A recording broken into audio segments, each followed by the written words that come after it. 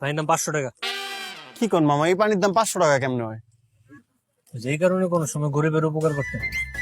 আমি কইছি এটা 500 টাকা মানে 500 টাকা। মামা এই পানির দাম 500 টাকা কেমনে হয়? এটা তো 20 টাকার পানি মামা, 500 টাকা কে দিব? আমি কই ওই যে বইয়ের দুজন দেখছো, হ্যাঁ হ্যাঁ, এই পানির বিল দিব ওরা। অগর যায় বলবে যে আমি একটা পানি খেয়েছি, এটার বিল ওনাদেরকে দিতে বলছে, আর এই পানির দাম 500 টাকা। মামা এগো কাছে 500 টাকা চাইলে তো আমরা ধরে বানাইবো। কোনো বানাবানি নেই। গুজরাট থেকে যদি 500 টাকা এনে দিতে পারো, 150 টাকা তোমার বকশিস। মানে বুঝতেছো, একটা পানির বোতল 150 টাকা বেচছো, তারপর প্রথম কাস্টমারের কাছে। একটা পানি বেচছে 450 টাকা। মামা আমি এক্ষুনি যাইতেছি মামা। মাথাটাই নষ্ট হয়ে গেল। আচ্ছা ঠিক আছে, একটু শান্ত। ভাই আমার পানির দাম দেন 500 টাকা। এবারে কিসের পানির টাকা? হ্যাঁ, ওই যে ভাই এই পানি খাইছে, বলছে আপনার থেকে টাকা নিতে 500 টাকা। এই ও কি বলে? হ্যাঁ, তোমার ওইটা কি ওই সাইকো কি একটা দানব নাকি হাতি? একা 500 টাকা কিভাবে পানি খায়? কয়টা পানি খেয়েছে? এক বোতল। আচ্ছা ওকে 20 টাকা দিয়ে দাও তো। 20 টাকা না, 500 টাকা। এটা হলো বিদেশি পানি। এই পানি একবার খাইলে বারবার খাইতে মন চায়। এই পানি খাওয়ার পরে মাজা ব্যথা, মাথা ব্যথা, ঘাড় ব্যথা।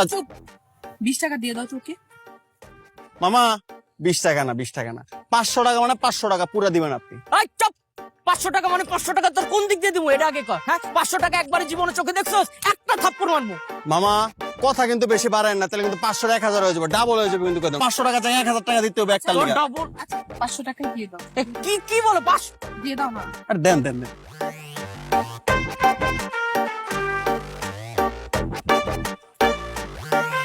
ধর। আসসালামু আলাইকুম। মামা বহুত ক্যাশলেস করছে মামা, এরপর কিন্তু দিয়ে দিছে মামা। এলো না আপনার টাকাটা। কয় টাকা দিছে? 500 দিছে মামা। এলো না আপনার। আচ্ছা আপনি তো 100 টাকা হেন দাঁড়ান। লাগবে না, যা। কেন মামা, আপনি পুরোটা ধর। আপনি তো বলছেন আপনি রাখবেন মামা। আমার দেখলে কি মনে হয়? মামা আপনি প্রতিদিন আসেন মামা। আল্লাহ, এমন একটা কাস্টমার যেন প্রতিদিন আমি পাই। গেলাম মামা, আসসালামু আলাইকুম।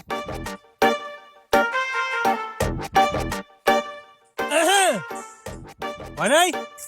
আচ্ছা আরেকটু অপেক্ষা কর। আরেকটু?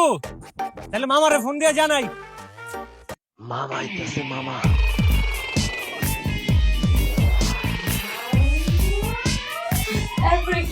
তারপরে আবার কি হবে? দিতু তো চোরের মন পুলিশ পুলিশ। কে যে কোন দিকে দৌড়তেছে কারো কোনো ঠিক ঠিক না। ওই যে আরিয়ান না কি জানি, ওরা তো মেয়ের খুঁজেই পাই নাই। একদম ঠিক কাজ হয়েছে, ওর সাথে এটা হওয়াই উচিত ছিল। মন ভরসা আমারও একদম।